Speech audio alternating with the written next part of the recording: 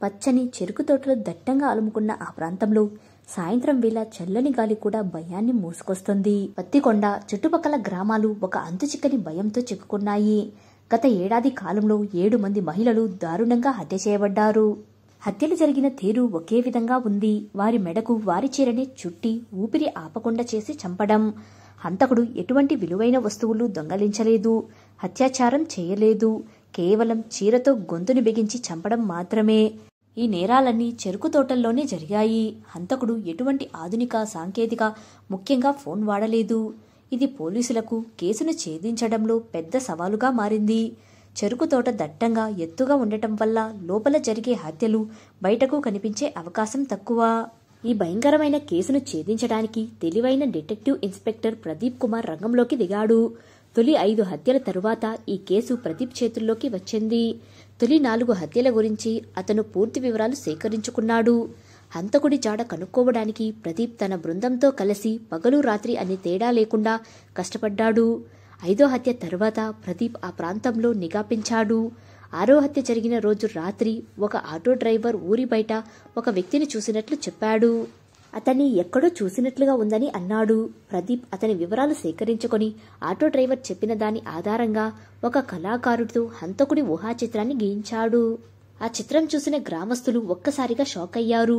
అది గ్రామం బయట ఉన్న ఒక చిన్న టీ దుకాణం దగ్గర రోజు సాయంత్రం మందు తాగుతూ కనిపించే వీరన్న అని గుర్తించారు. పోలీసులు వెంటనే వీరన్నను అరెస్ట్ చేశారు. అతను ఒక కూలీ. ప్రదీప్ వీరన్నను విచారించగా మొదటిలో అతడు నేరం ఒప్పుకోలేదు. కానీ కొన్ని సాక్ష్యాలు, ఆటో డ్రైవర్ చెప్పిన వివరాలు ఆధారంగా వీరన్న చివరికి లొంగిపోయాడు. అవును సార్, నేను హత్యలు చేశాను. నాకు ఈ లోకంలో ఎవరూ లేరు. చిన్నప్పుడే తల్లిదండ్రులు చనిపోయారు. బంధువులు పట్టించుకోలేదు. నాకు పెళ్లి కూడా కాలేదు. నన్ను పట్టించుకోకపోయేసరికి నాకు అందరిపై ద్వేషం పెరిగింది. అకారణమైన ద్వేషం, కోపంతో ఆ 6 హత్యలు చేశాను అని ఒప్పుకున్నాడు. ప్రదీప్ అతడిని ఆశ్చర్యంగా చూశాడు. 6 హత్యలు, కానీ జరిగినవి 7 హత్యలు కదా అని అడిగాడు.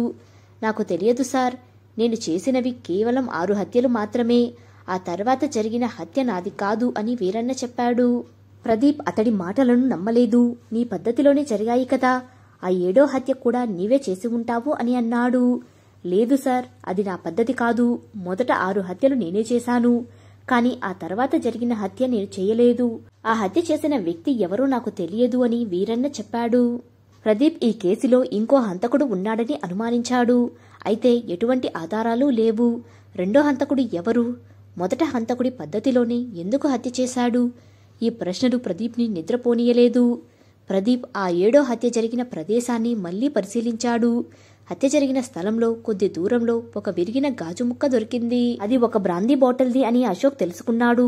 ఆ ప్రాంతంలో ఉన్న మందు షాపుల నుండి ఆ బాటిల్ గురించి వివరాలు సేకరించాడు. ఆ బ్రాందీ బాటిల్ కొత్తది, ఇప్పుడిప్పుడే మార్కెట్లోకి వచ్చింది. ఆ ప్రాంతంలో ఆ బాటిల్ని తరచుగా కొని ఒక వ్యక్తి ఒకరు ఉన్నారు. అతను ఆ గ్రామంలోని ఒక రైతు. అతడి పేరు గిరి.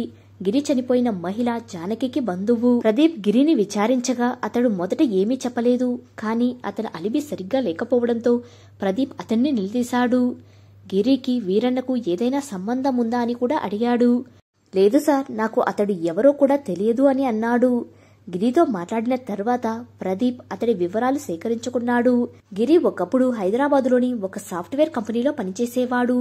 కానీ ఆ తర్వాత తన ఉద్యోగం కోల్పోయి తిరిగి గ్రామానికి వచ్చి వ్యవసాయం చేస్తున్నాడు. అతడికి 6 హత్యల గురించి తెలుసు. ఆ హత్యలు ఎలా జరిగాయో కూడా తెలుసు. అతడు వీరన్నను అనుసరిస్తున్నాడని ప్రదీప్ అనుమానించాడు. గిరిని పోలీస్ శైలిలో విచారించగా అతడు తన నేరాన్ని అంగీకరించాడు. అవును సార్, ఆ 7వ హత్య నేనే చేశాను అని చెప్పాడు. ఎందుకు? నీకు ఆ మహిళకు ఏం సంబంధం అని ప్రదీప్ అడిగాడు. నాకు జానకి బంధువు అవుతుంది. ఆమెతో డబ్బు లావాదేవీలు ఉన్నాయి.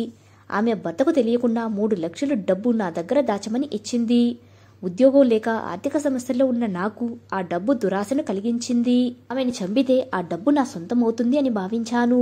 నేను హత్య చేసింది కేవలం నా వ్యక్తిగత కారణాల వల్ల.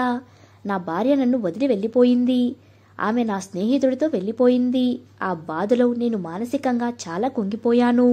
వీరన్న హత్యల గురించి విన్నప్పుడు వీరన్న పద్ధతిలోనే హత్య చేస్తే పోలీసులు అతడిని అనుమానిస్తారని భావించాను అని గిరి చెప్పాడు. ప్రదీప్ ఈ మాటలు వినగానే ఆశ్చర్యపోయాడు. ఒకరు సైకోగా మారి హత్యలు చేస్తే మరొకడు అతన్ని అనుసరిస్తూ మరో కారణాల వల్ల హత్య చేయడం ప్రదీప్ ఊహించలేదు. ఈ కేసు ఒక చిన్న క్లూ వల్ల బయటపడింది. ఆ బ్రాందీ బాటిల్ ముక్క, ఆటో డ్రైవర్ ఇచ్చిన ఊహా చిత్రం, హంతకుల మానసిక స్థితిని అర్థం చేసుకున్న ప్రదీప్ అసాధారణమైన విశ్లేషణతో ఈ కేసును ఛేదించాడు. కథ సమాప్తం. ఈ కథపై మీ అభిప్రాయాన్ని కమెంట్ రూపంలో తెలియచేయండి. మరో మంచి కథతో మళ్ళీ కలుద్దాం. Thank you.